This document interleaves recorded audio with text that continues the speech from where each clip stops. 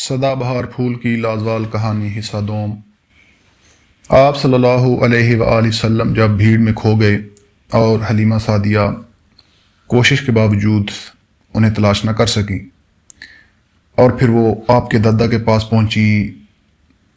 इसके अलावा बहुत सारे ऐसे वाक़यात हैं जिनका हम आगे चलकर ज़िक्र करेंगे। तो हुज़ूर सल्लल्लाहु अलैहि वसल्लम को गोद में लेने के बाद दोनों मियाँ बीवी वापसी की तैयारी में मसरूफ़ हो गए। हलीमा सादिया के पास सवारी के लिए एक दुबली पतली गधी और दूध के लिए एक बूढ़ी ऊँटनी थी। उन दिनों कहत की वजह से जानवरों के लिए चारा वगैरह का हसूल बहुत मुश्किल था। हलीमा सादिया की गधी चूँकि दुबली पतली और कमज़ोर थी, इसलिए वह बहुत मुश्किल से मक्का पहुंची। वो बार बार काफ़िला से पीछे रह जाती थी, जिसकी वजह से काफ़िला की दूसरी औरतों ने उन्हें बहुत सी बातें सुनाई। हलीमा बीबी ने जो ही आप सल्लल्लाहु अलैहि वसल्लम को सीने से लगाया तो उनकी खुश्क छाती में दूध उतर आया। आप सल्लल्लाहु अलैहि वसल्लम ने खूब जी भर के दूध पिया।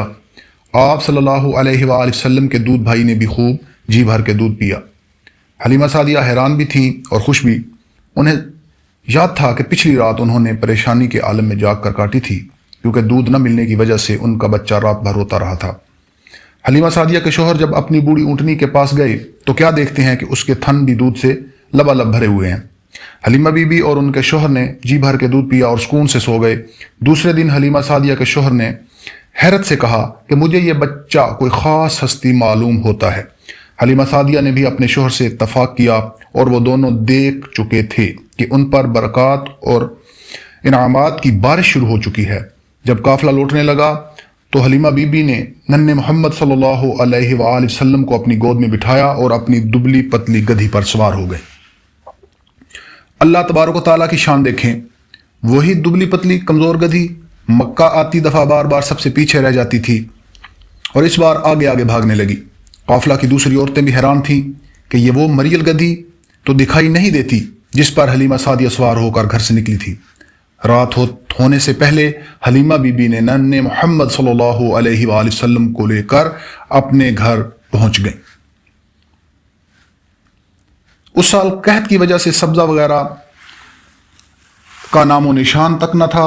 चरवाहों को मुश्किलात का सामना था, मगर जब हलीमा बीबी की बकरियां चरागाह से लौटती तो दूध से भरी होती, जबकि दूसरे लोगों की बकरियों के थन खुश्क होते और दूध का एक कतरा भी ना निकलता। हलीमा बीबी के घर दूध की फरावानी थी।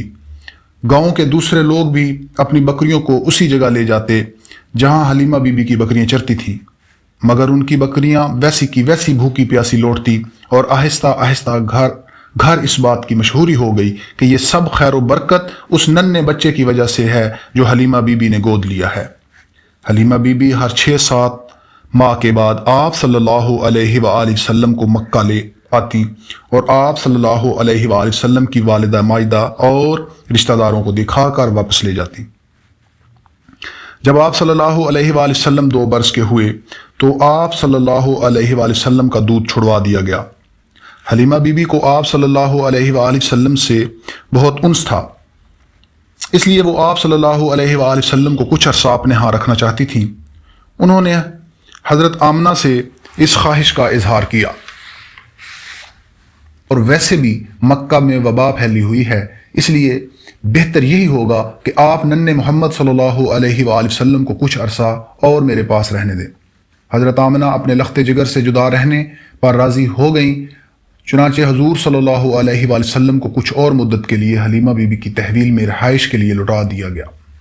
आप सल्लल्लाहु अलैहि वसल्लम अपने दूध भाइयों के साथ अक्सर बकरियां चराने भी निकल जाया करते थे। गल्लाबानी के दौरान आप सल्लल्लाहु अलैहि वसल्लम को कायनात और ज़िंदगी पर गौर करने के मौके मिलते रहे।